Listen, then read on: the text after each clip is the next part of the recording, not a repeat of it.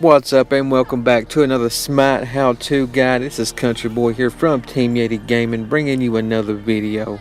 Now today we're going to be looking at the bipolar goddess of the underworld, Hel. Now sticking to the bipolar theme, there is a few ways that you can play Hel, and also there is a few lanes that you can actually play her in. Now you can actually go with straight damage and be more aggressive, which you would kind of do if you was playing in the mid lane or the solo, or you can play as a more passive supportive character as you would if you was playing in the duo lane. Now I prefer playing a more passive Hel in any of the game modes, including conquest. So I'll actually tell you how I build the passive build and give you a more attack build after that. Now I like to actually start out with Magi's Blessing, T1 boots, and some potions. Now after the starter items, I'll build into the Shoes of the Focus and Chronos Pendant, mainly for the cooldowns. You really want to get them heals off as quickly as possible. Now after that, I'll build into Lotus Crown and to the green rod that I cannot pronounce, and I am not going to butcher this, but it's the green rod that gives you extra healing if you need to know. Now my last two items are Void Stone and Soul Reaver. This is more of like a hybrid build, I would say. It's got a few supportive and cooldown items in there, but you top it off with a little bit of magical power and, you know, just straight up damage. Now if you actually want to play the supportive role and prefer, if you do not want to play the supportive role and you just prefer all damage, there's a few replacement items. I would actually start out with the Shoes of the Magi instead of Focus, Obsidian Shard, Divine Ruin. If there's any healers on the enemy team, you can choose Divine Ruin, Rada Tahuti, and either of the Book of Thoth or the Warlock Staff, if you really want to stack it in the beginning.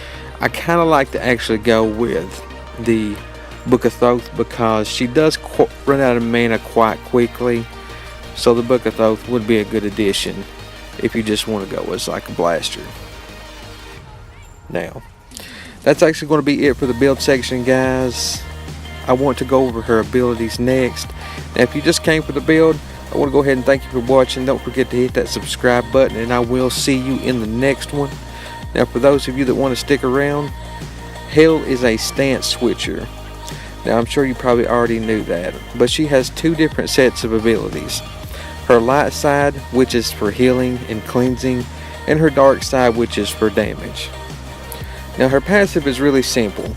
The longer she stays in a stance, she gains 20% healing for the light and 20% damage for the dark side.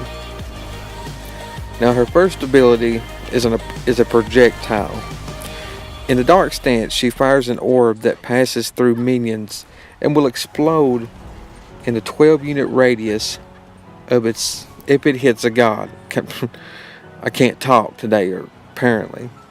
If it hits a god, wall, or if it reaches its max range. Now in the light stance, she fires an orb that only hits gods. Hitting an enemy god will deal damage, but hitting an ally god heals that god and heals yourself, which is pretty cool. Now the second ability is a ground target. In the dark stance, Hel debuffs all enemies in the target area, reducing their magical protection and slowing them for 3 seconds.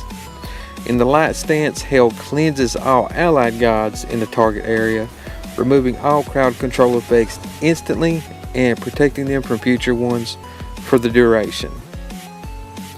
Hel's third ability is an area damage / heal. Her dark stance, she damages all enemies, and in her light stance, she heals herself instantly and applies a heal over time to nearby allies that ticks every 1 second. Now Hel gains increased movement speed, and allies gain a reduced amount for the duration. Now Hel's fourth ability is a buff. While in the dark stance, her ability causes damage and she gains increased magical power.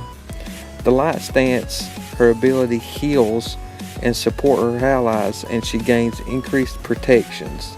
Also, Hel gains increased MP5 and halves of the benefits gained from the stances are shared with the allied gods within 30 seconds, which is, it's not a fantastic ultimate, but you know, it's a good buff slash debuff type thing.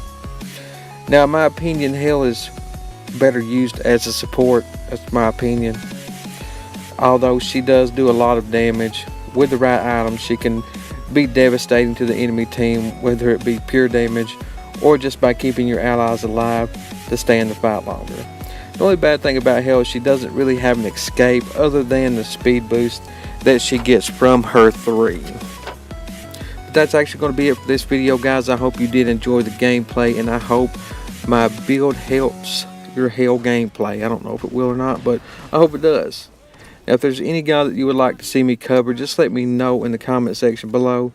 And don't forget to give us a like. And if you're not already a member of Team Yeti, make sure you hit that subscribe button and turn on them notifications. That way you never miss another video. I am Country Boy from Team Yeti Gaming, and I hope I see you in the next one.